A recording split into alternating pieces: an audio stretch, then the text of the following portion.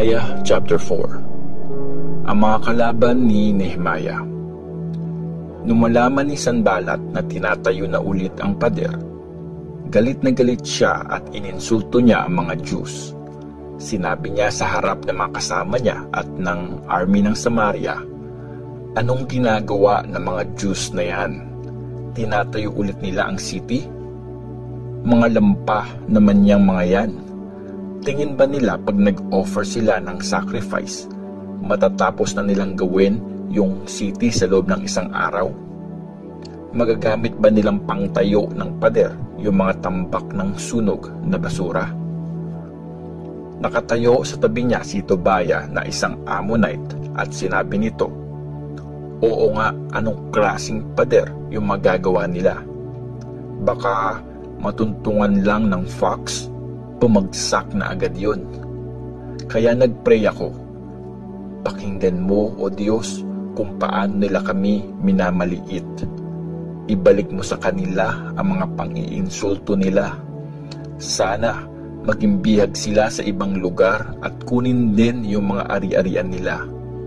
Huwag niyo pong patawarin ang kasamaan nila at huwag niyong kalimutan ang mga kasalanan nila, kasi ininsulto nila kaming mga nagtatrabaho."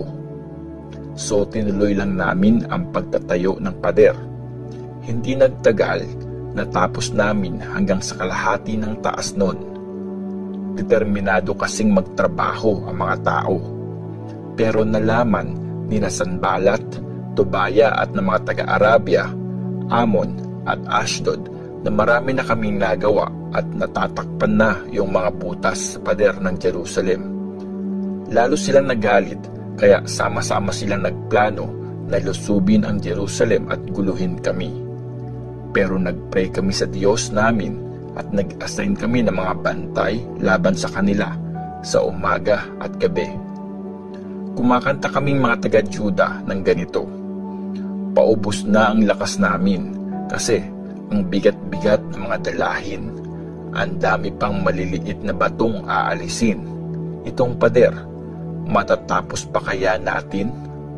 Sabi ng mga kalaban namin, wala silang kaalam-alam sa plano natin. Magugulat na lang sila, nandun na tayo. Papatayin natin sila at di nila matatapos yung ginagawa nila. Pero maraming beses kaming winarningan ng mga Jews na nakatira sa lugar ng mga kalaban namin at sinabihan nila kami kung anong balak ng mga kaaway namin. Ginrupo ko ang mga tao ayon sa angkan at inassign ko sila sa likod ng mga di pa tapos na parte ng pader, doon sa pinakamababang part. Pinagdala ko sila ng mga espada, sibat at pana. Pagkatapos kong tingnan ang sitwasyon, tumayo ako at sinabi ko sa mga leader, mga official at sa lahat ng tao, "Huwag kayong matakot sa mga kalaban natin. Tandaan nyo, mas malaki at mas nakakatakot si Lord. Lumaban kayo para sa mga kamag-anak, anak, asawa, at para sa mga tahanan nyo." Nabalitaan ng mga kaaway namin na alam na namin ang balak nila at na-realize nilang sinira ng Diyos ang plano nila. Kaya bumalik na kami sa pagtatayo ng pader. Simula nun, kalahati sa mga tao ko ang tumulong sa trabaho at kalahati naman ang nagbabantay. Nakasuot ng armor yung mga bantay at may dala silang sibat, shield at pana. Todo suporta naman ng mga leader sa mga taga-Juda na nagtatayo ng pader. Yung mga taga-buhat ay may hawak na gamit pang trabaho sa isang kamay, tapos armas naman sa kabila. May nakasabit ding espada sa bewang ng bawat trabahador at nasa tabi ko naman yung lalaking taga-ihip ng trumpet. Sinabi ko sa mga official, sa mga leader at sa lahat ng tao, malaki itong tinatrabaho natin, kaya malalayo ang pagitan natin sa isa't isa. So dapat pag narinig nyo yung trumpet, lumapit kayo agad sa akin. Ang Diyos natin ang lalaban para sa atin. Araw-araw kami nagtrabaho mula madaling araw hanggang sa dumilim na at kita na ang mga stars. Kalahati sa amin ang nagtatayo ng pader, tapos yung kalahati naman nagbabantay at may hawak ng mga sibat. Sinabi ko rin sa mga lalaki at sa mga tauhan nila na dapat sa Jerusalem sila magpalipas ng gabi para mabantayan nila ang city sa gabi, tapos diretso trabaho na kinabukasan. Sa gabi, pinapangtulog ko na yung damit pantrabaho ko. Ganoon din ang ginagawa ng mga tauhan at mga bantay ko. Palagi din naming dala yung mga armas namin. Nehemiah chapter 5. Pinahirapan ang mga mahihirap. Dumating ang panahon na maraming lalaki at babaeng nagreklamo laban sa ibang mga Diyos. May ilang nagsabi, malaki ang pamilya namin. Kailangan namin ng maraming pagkain para mabuhay. Sabi naman ng iba, sinanglanan namin ang mga bukid, ubasan at bahay namin para lang makabili kami ng pagkain at di magutom. At may iba pang nagsabi, nangutang pa kami para lang mabayaran sa hari yung tax para sa mga bukid at ubasan namin. Diyos din naman kami. Pareho lang ang mga anak namin sa mga anak nila, pero napipilitan na kaming ipaalipin ang mga anak namin. Yung iba nga naming anak na babae, nabenta na para maging alipin. Wala kaming magawa kasi kinuha na sa amin yung mga bukid at ubasan namin. Galit na galit ako nung marinig ko yung mga reklamo at hinaing nila. Nag-isip akong mabuti. Tapos, inakusahan ko yung mga leader at officials. Sabi ko sa kanila, nilagyan nyo ng interes yung pinapautang nyo sa mga kababayan nyo. Kaya nagpatawag ako ng malaking meeting para pag-usapan ang problema. Sabi ko, hanggat kaya, binibili ulit natin at binabawi yung mga kamag-anak nating Jew na naibenta sa mga dayuhan. Pero ngayon, pinupuwersa nyo ang mga kababayan nyo na ibenta yung sarili nila sa inyo. Tahimik ang mga leader at walang maisagot. Tapos, sinabi ko, mali ang ginagawa nyo. Dapat sinusunod nyo ang Diyos at ginagawa ang tama para di tayo insultuhin ng mga bansang kaaway natin. Nagpapautang din ako ng pera at trigo. Ganon din ang ginagawa ng mga kamag-anak at mga servants ko. Pero wag na natin lagyan yon ng interes. Ibalik nyo sa kanila ngayon din yung mga bukid, ubasan, taniman ng olive at bahay nila. Isauli nyo rin yung interes na pera, trigo, wine at oil na siningil nyo sa kanila. Sumagot ang mga leaders, okay, gagawin namin yung sinabi mo. Ibabalik namin ang mga ari-arian nila at di na namin sila sisingilin. Pinatawag ko ang mga priest at inutusan ko ang mga leaders na mangako sa harap nila para siguradong gagawin nga ng mga leaders yung sinabi nila.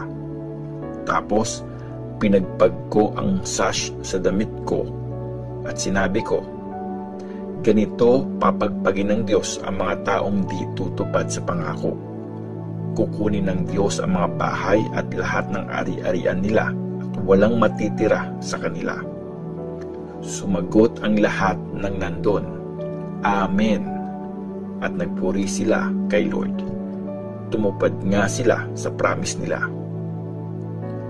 Hindi makasarili si Nehemiah.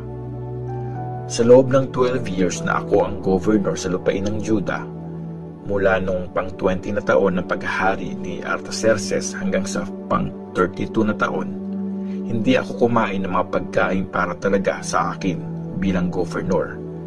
Ganon din ang ginawa ng mga kamag-anak ko. Lahat ng governor na nauna sa akin, naging pabigat sa mga tao. Nagdemand sila sa pagkain at wine, bukod pa sa 40 piraso ng silver kada araw. Pati yung mga tauhan nila, nagpahirap sa mga tao. Pero hindi ko ginawa yon kasi may takot ako sa Diyos. Binuhos ko ang lakas ko sa pagtatayo ng pader at hindi ako kumuha ng lupain. Lahat din ng servants ko tumulong sa trabaho. Regular kong pinapakain sa mesa ko ang 150 na Jews at mga leaders nila.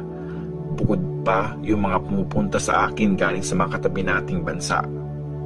Araw-araw, nagpapakatay ako ng isang baka, 6 na matatabang tupa at maraming manok. Kada 10 araw, naglalabas din ako ng maraming wine.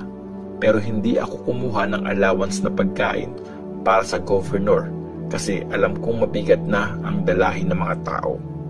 O Diyos, huwag niyo pong kalimutan ang lahat ng mga ginawa ko para sa bayang ito. Nehemiah chapter 6. Ang masamang balak kay Nehemiah. Narinig ni Sanballat, Tobiah, Geshem at ng iba pa naming kaaway na natapos na namin ang pagtatayo ng pader at wala nang butas doon. Yung mga gate na lang ang kulang. So, nagpadala si Sanballat at Geshem ng message sa akin. Magkita raw kami sa isa sa mga bayan sa kapatagan ng Ono. Pero ang totoo, balak nila akong gawan ng masama. Kaya nagpadala ako ng messenger sa kanila. Sabi ko, importanteng trabaho ang ginagawa ko dito at di ako makakapunta dyan. Hindi ko ito iiwan at ipapahinto para lang makipagkita sa inyo. 4 times silang nagpadala ng message at pareho lang ang sagot ko sa kanila. Tapos, sa pang-5 beses, pinadala ni Sanballat ang isa niyang servant na may dalang sulat na hindi nakasil. Ito yung nakalagay doon. Sinabi sa akin ni Geshem yung bali-balita sa mga katabing bansa na nagpaplano kayong mga Diyos na magrebelde. Kaya tinatayo niyo ulit ang pader. Gusto mo din daw maging hari at may mga sinabihan ka ng mga prophet na mag-a-announce sa Jerusalem na ikaw ang hari ng Juda.